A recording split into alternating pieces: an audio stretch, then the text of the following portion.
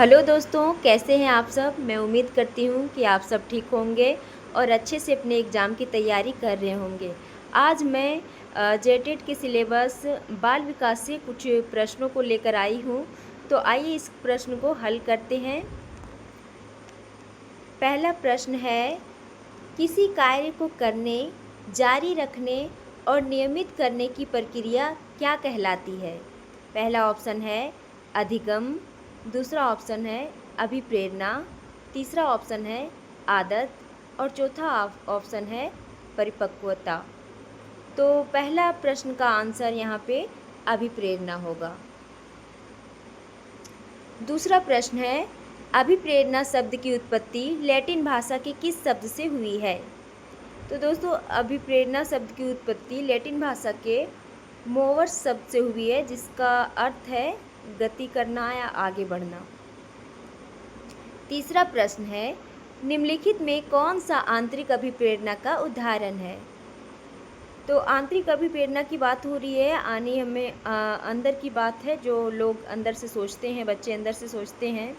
तो पहला ऑप्शन है पुरस्कार पाने के लिए पढ़ना, दूसरा ऑप्शन है दंड से बचने के लिए गृह कार्य करना, तीसरा है कविता पढ़ने में आनंद आना, चौथा है शिक्षक से प्रशंसा प्राप्त करना। दोस्तों, इनमें से तीसरा नंबर सही होगा, क्योंकि कविता पढ़ने में अंदर से आनंद होती है, बाकी पुरस्कार पाना, दंड से बचना इत्यादि बाह्य अभिप्रेरणा में शामिल होगा। तो चौथा प्रश्न है, बाह्य अभिप्रेरणा में क्या शामिल होता है। पहला ऑप्शन आत्मसंतुष्टि, रुचि, तीसरा है जिज्ञासा और चौथा है पुरस्कार और दंड। तो बाह्य अभिप्रेरणा की बात हो रही है, तो यहाँ ऑप्शन डी में हम लोग जाएंगे, पुरस्कार और दंड। पांचवा प्रश्न है, आवश्यकता पदानुक्रम सिद्धांत किसने प्रतिपादित किया था। पहला B.F. स्किनर, दूसरा अब्राहम मस्लो, तीसरा सिगमंड फ्रायड, चौथा जीन पियाजे। तो आवश्यकता पदानुक्रम सिद्धांत का प्रतिपादन अब्राहम मस्लो ने किया था। छठा प्रश्न है, माफ़ कीजिए दोस्तों, प्रश्न क्रम में थोड़ी गड़बड़ी हो गई है, जिसकी वजह से आप नंबरिंग इधर उधर दिख सकती है, आप कृपया उन पर ध्यान ना दें। अगला प्रश्न है, NCFSE 2023 के अनुसार स्कूली शिक्षा का नया ढांचा क्या है। तो इसका आंसर बी होगा, 5+3+3+4 इसका आंसर होगा। अगला प्रश्न है, 2023 के अनुसार बुनियादी स्तर के बच्चों की आयु सीमा क्या है। तो बुनियादी स्तर के बच्चों की बात हो रही है, तो यहाँ ऑप्शन बी सही हो जाएगा, 3 से 8 वर्ष। अगला प्रश्न है, बाल विकास के संदर्भ में NCFSE 2023 में वर्णित पंचकोश का विकास का क्या अर्थ है।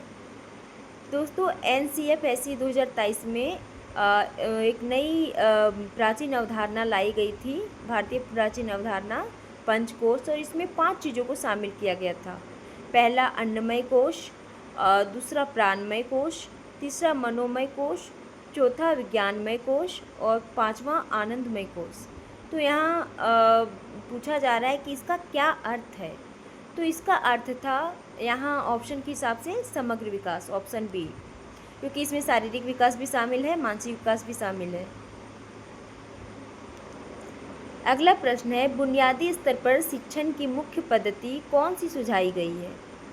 बुनियादी स्तर पे बच्चों की बात हो रही है, तो खेल आधारित और खोज आधारित शिक्षा इसका आंसर हो जाएगा, ऑप्शन नंबर सी।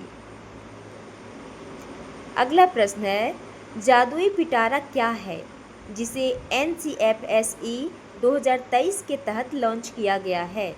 पहला है शिक्षकों के लिए किताब, दूसरा ऑप्शन मूल्यांकन का एक सॉफ्टवेयर, तीसरा ऑप्शन बुनियादी स्तर के लिए खेल आधारित शिक्षण सामग्री, चौथा है छात्रों की फीस का फंड।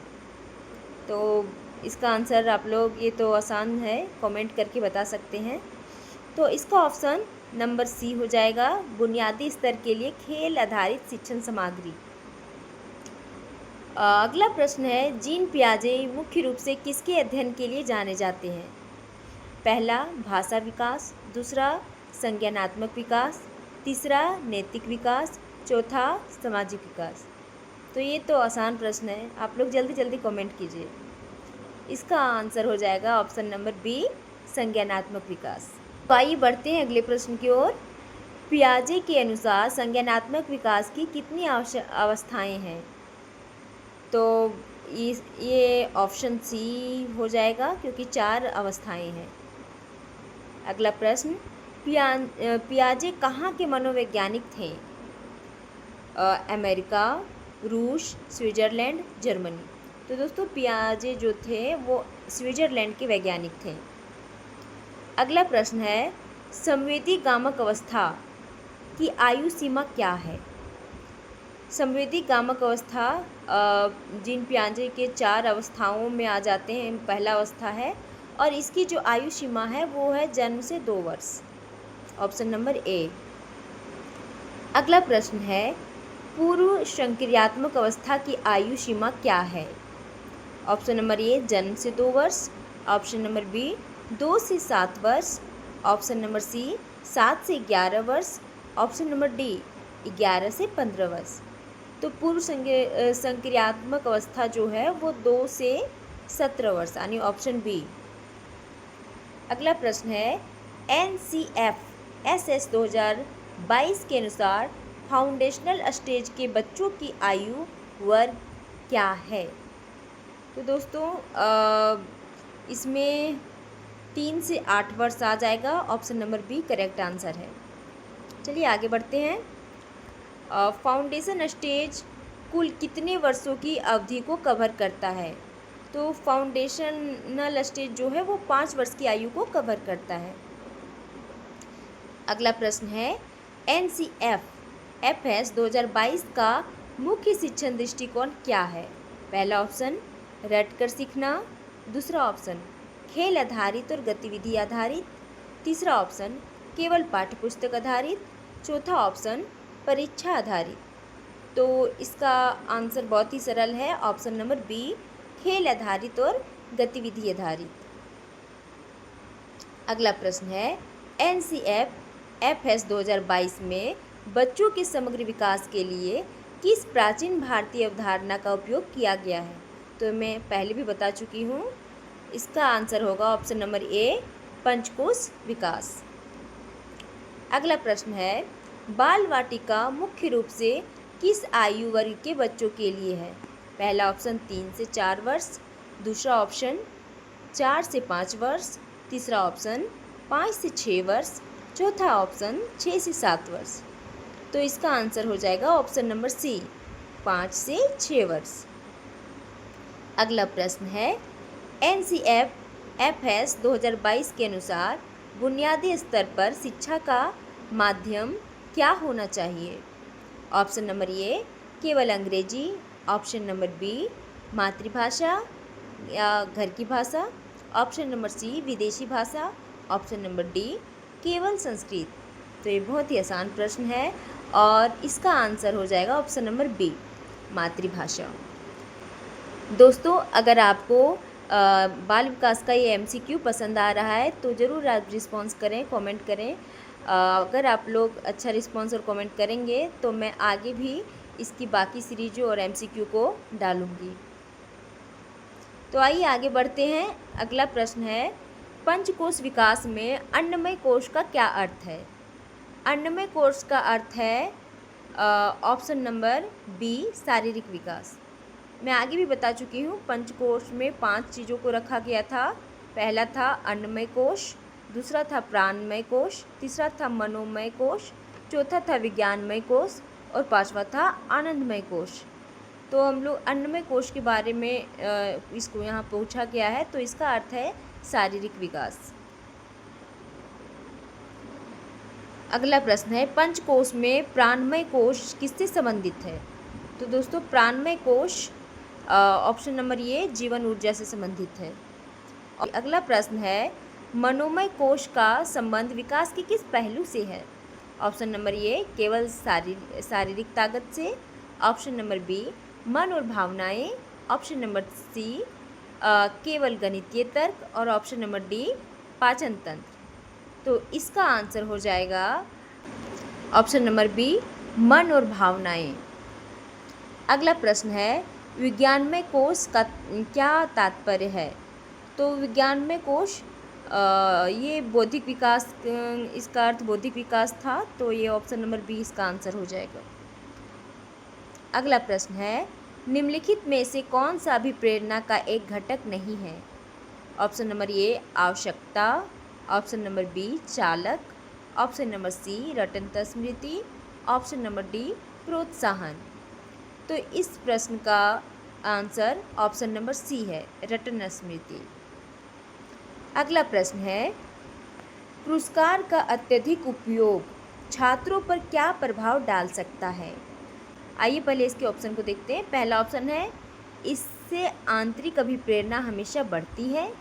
दूसरा, इससे उनकी आंतरिक अभिप्रेरणा कम हो सकती है। तीसरा, कोई प्रभाव नहीं पड़ता। चौथा, छात्र हमेशा के लिए आज्ञाकारी बन जाते हैं। तो इसका ऑप्शन सी हो जाएगा, क्योंकि अत्यधिक पुरस्कार देने से छात्रों में आंतरिक अभिप्रेरणा कम हो सकती है। अगला प्रश्न है, अभिप्रेरणा का परनोद न्यूनतम सिद्धांत किसने दिया है? पहला ऑप्शन है क्लर्क हल, दूसरा ऑप्शन है सिगमंड फ्राइड, तीसरा ऑप्शन है जॉन डीवी और चौथा ऑप्शन है जे.वी. वाटसन।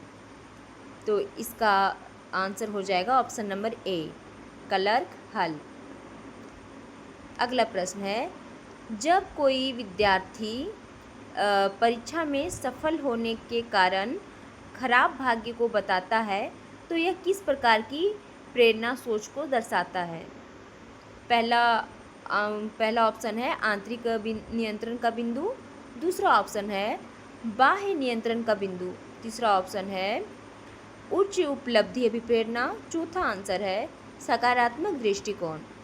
तो दोस्तों ये इसका आंसर ऑप्शन नंबर बी हो जाएगा, बाह्य नियंत्रण का बिंदु। अगला प्रश्न है, अभिप्रेरणा के संदर्भ में प्रोत्साहन का क्या अर्थ है? तो अभिप्रेरणा के संदर्भ में प्रोत्साहन का अर्थ ऑप्शन चारों पढ़ लेते हैं। पहला, शरीर के अंदर की कोई कमी। दूसरा, वह बाहरी वस्तु जो आवश्यकता को संतुष्ट करती है। तीसरा, जन्मजात प्रवृत्ति। चौथा, सोचने की प्रक्रिया। तो इसका आंसर हो जाएगा ऑप्शन नंबर बी, वह बाहरी वस्तु जो आवश्यकता को संतुष्ट करती है। तो दोस्तों, कैसा लगा आपको ये टेस्ट सीरीज? और अगर आपको ये MCQ क्वेश्चन पसंद आया हो तो प्लीज़ लाइक करें, कमेंट करें, ताकि मैं अगला वीडियो भी डालूँ। धन्यवाद।